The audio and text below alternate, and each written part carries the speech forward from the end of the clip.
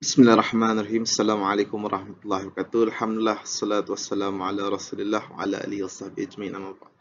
Apa khabar para penonton semua? Harap semua dalam keadaan sihat sejahtera.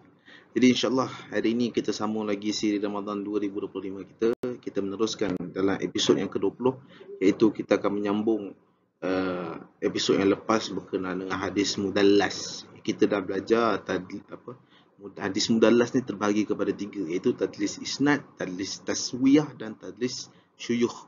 Jadi kita dah belajar tadlis isnad, apa yang jadi dalam tadlis isnad dalam episod yang lepas. Jadi hari ini kita nak sambung tadlis taswiyah. Okey, tadlis taswiyah. Tadlis seorang perawi yang melakukan tadlis taswiyah ni, maksudnya dia menggugurkan seorang perawi yang dhaif, tapi perawi dhaif tu dia berada di antara dua perawi yang thiqah. Okey. Jadi kita tengok apa yang saya tulis ni di slide ni. Tadlis taswiyah adalah menggugurkan perawi yang dhaif yang berada di antara dua perawi yang thiqah. Okey, jadi maksudnya dalam rantaian perawi yang kita dah pernah belajar sebelum ni kan, maksudnya daripada satu tingkatan kepada satu tingkatan yang lain, pada tabaqat yang lain, ada tiga tabaqat. Tapi yang di tengah-tengah tu perawi yang dhaif. Contoh dia kita tengok episod sebelah pula, slide yang sebelah. Okey. Ada sebuah hadis, ni saya bagi contoh rantaian sanad saja, iaitu sebuah rantaian sanad yang hadis yang diriwayatkan oleh Al-Walid bin Muslim. Al-Walid bin Muslim ni dia kata dia meriwayatkan daripada Al-Auza'i, dan Al-Auza'i dia meriwayatkan daripada Nafi'. Akan tetapi bila dikaji dengan lebih mendalam, rupa-rupanya di antara Al-Auza'i dengan Nafi' itu terdapat seorang perawi lagi yang bernama Abdullah bin Amir. Akan tetapi dalam kes ni bukan Al-Auza'i yang buat masalah, tetapi Al-Walid bin Muslim. Al-Walid bin Muslim ni yang menghadzafkan nama Abdullah bin Amir. Kerana apa? Kerana Al-Auza'i dengan Nafi' itu kedua-duanya perawi yang thiqah, melainkan Abdullah bin Amir. Abdullah bin Amir tu seorang perawi yang dhaif. Jadi tujuan membuat tadlis taswiyah ni, dia nak buang nama perawi yang dhaif tu, kerana nak menampakkan sanad tu menjadi cantik. Jadi bila tengok dalam sanad tu, orang dalam rantaian perawi tu semua perawinya baik-baik, tak ada masalah. Akan tetapi dalam masalah ni, macam mana kita dapat tahu terjadinya tadlis taswiyah ni? Kerana Al-Auza'i dia tak pernah berjumpa pun dengan Nafi'. Jadi bila tak pernah berjumpa dengan Nafi', jadi di situ kita tahu hadis dah terputus sanadnya. Jadi dia tak boleh capai sama ada sahih ataupun hasan. Sebab kita dah belajar dulu, mesti ada 5 syarat yang mesti dipenuhi, barulah hadis tersebut boleh mencapai status sahih ataupun hasan. Jadi dalam kes ni, Al-Walid bin Muslim kantoi, dia membuat tadlis taswiyah, dia membuang nama Abdullah bin Amir. Persoalannya, kenapa ada terjadinya kes macam ni? Jawapannya simple. Sebab pada zaman dahulu, ketika zaman hadis, zaman ilmu hadis, zaman hadis ni dah mula berkembang, orang yang ada hadis ni akan dipandang tinggi. Jadi bila seseorang tu ada hadis, orang akan nak berjumpa dengan dia.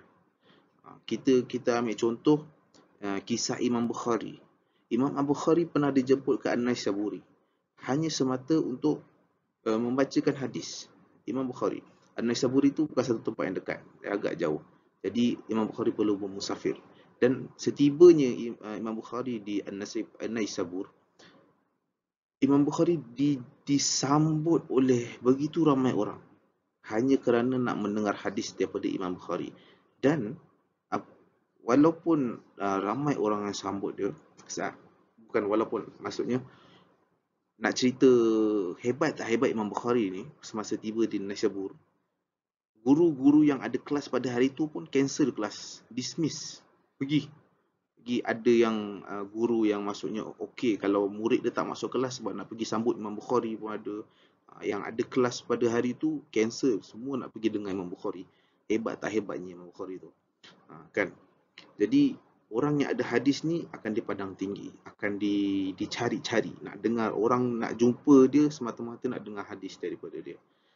Jadi kerana itulah orang yang ada rantaian perawi yang ada hadis yang mempunyai sanad yang tak ada masalah, yang sanadnya cantik kan, Jadi akan disanjung, akan dicari-cari. Orang akan cari dia, nak dengar hadis daripada dia.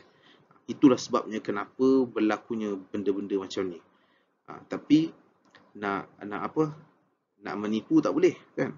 Kalau menipu sekali kantoi, macam episod yang lepas saya dah cerita, kalau dia gunakan perkataan qala atau sami'tu atau haddathani ataupun akhbarani, tetapi sebenarnya dia tidak pun dengar, dia tidak mendengar, sami'tu, ataupun dia tak mendengar si fulan tu berkata qala, ataupun dia tidak, hadis tu tidak dihadiskan kepada dia haddathani, ataupun tidak dikhabarkan kepadanya akhbarani. Jadi bila kantoi di situ, maka dia akan dituduh sebagai pendusta, maka penyaksiannya tertolak. Jadi hadis daripada dia semua tak boleh kita tak boleh pakai. Itu kita akan bahaskan dalam episod yang akan datang dalam tajuk Al-Mawdu'at, iaitu hadis-hadis palsu. InsyaAllah. Jadi saya rasa cukuplah sampai di situ sahaja dulu untuk episod hari ini. Jazakumullah khair, barakallahu fikum. Kita dah episod yang ke-20 malam. Hari ini saya post video ni pun merupakan hari yang ke-21. Jadi nasihat saya kepada para penonton semua yang tengok video ni, berusahalah pecutan terakhir di bulan Ramadan ni. Okey, jazakumullah khair, barakallahu fikum. InsyaAllah kita jumpa lagi dalam episod yang akan datang. Sekian, Assalamualaikum warahmatullahi wabarakatuh.